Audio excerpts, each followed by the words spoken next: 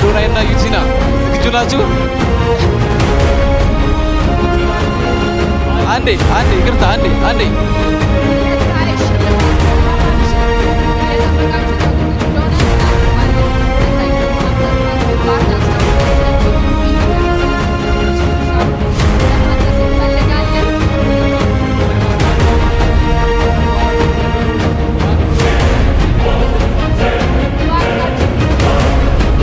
የታመሻችሁ የመጨረሻው ላይ ደርሰናል። ይሄ የዋንጫ ማለት ነው። በጣም ደስ ይላል።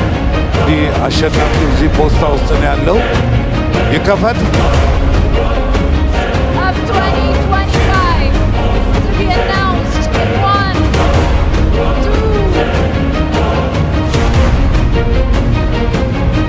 የ2025 የጂ ፓወር ቲክቶክ ክሬቲቭ አዋርድ አሸናፊ አዶናይ